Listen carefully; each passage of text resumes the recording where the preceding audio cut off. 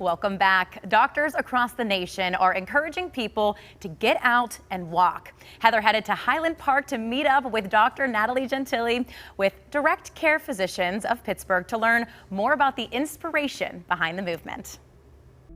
Dr. Gentile, it's so nice to be outside with you. This is beautiful here, Heather. And we're talking about something that I know is near and dear to you, and I think so many of us don't think about it and don't do it enough.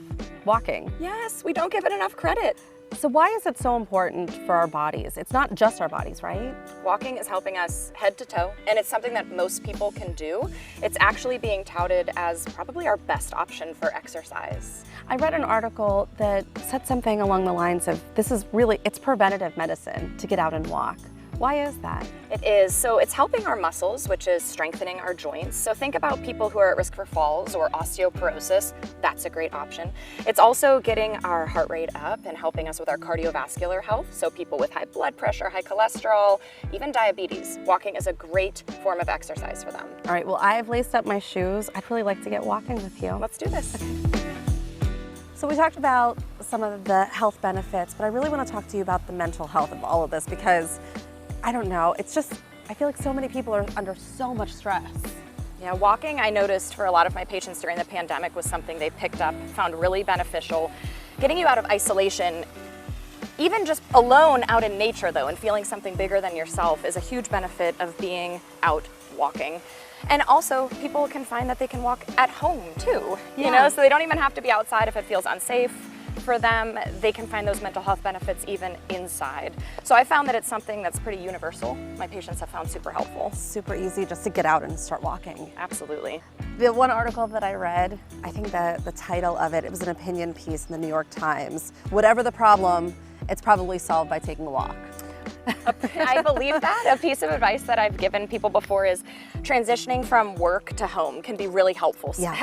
Hectic sometimes. Yeah. So it's helpful to take a walk, even in between for 5 minutes. Having that moment of reset and mindfulness can do a world of difference. Well, right. I mean, I don't know, it's the equivalent of me sitting in my car when I get home and you're like in the driveway and you're like, I just need that 5 minutes. You need that transition period before you start that next job, so to speak. Oh, absolutely. So when you get walking though, like what's actually happening to our bodies aside from sweating, right? Yeah, sweating as we are right now, which is not a bad thing, Right. But flooding those cells with oxygen, taking deep breaths. Another really nice thing for your circulation is when your muscles are contracting, they're contracting around blood vessels too, and they're helping get movement and blood flowing. So think about people who have maybe swelling in their legs. Walking's a great way to just naturally create those pumps. Oh, that's good. Yeah, because you think like if you're in pain or if there's aches and like through your joints, it almost seems counterintuitive to walk because you don't want to aggravate anything, but it can actually help.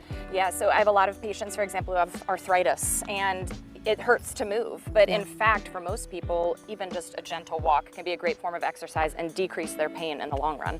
I know when we think of exercise, we think of burning calories, maybe using it for health benefits that way. Is this a good form of exercise? Of course it is. And we know that the pace that you're walking is actually going to improve your calorie burn as well and give you more of those cardiovascular benefits. So I tell people go out and do what's comfortable, but if you can pick up the pace, so maybe having a conversation becomes a little bit more challenging, that's when you're starting to get the heart and lungs working more. So at the beginning of our conversation, we started talking about how passionate you are about walking, and it has to do with the shirt you're wearing, this program, Walk with a Doc. Walk with a Doc is an amazing international movement started by a cardiologist. It's a chapter here in Pittsburgh that we have is the only active one I know about right now. We're doing it in Highland Park, and we do it during the nice summer months, mainly, not in the snow. But it's an opportunity to get patients out of the clinic setting and talking one-on-one and in a community group with their doctor. And this is so important because I know that trust and having open lines of communication with your doctor can do everything for your health. Absolutely, and you know, trust has broken down in healthcare a lot, and I think when we kind of get out of a clinic setting and see each other as human beings, that's a great way to enhance that relationship and enhance that trust. So is this something that anybody can sign up for, even if they're not a patient of yours? Yes, we actually have majority of the people at our Walk with a Doc meetings aren't patients. And are you always looking for more people to sign up? Because, you know, I would think that this is a great way to meet new people and also have a doctor on hand in case you have any other questions. This is my 3rd year doing it, and we've got friendships that have come from Walk with a Doc meetings, so always welcoming new people. It's so fun. And I'm glad that I get to walk with a doc. Maybe not in the formal setting, but this is so much fun. This is great. Thank you. Oh, that looks so relaxing. So the next walk with the doc is this Friday. For more information on how to sign up, head to our website at kdka.com/talkpittsburgh.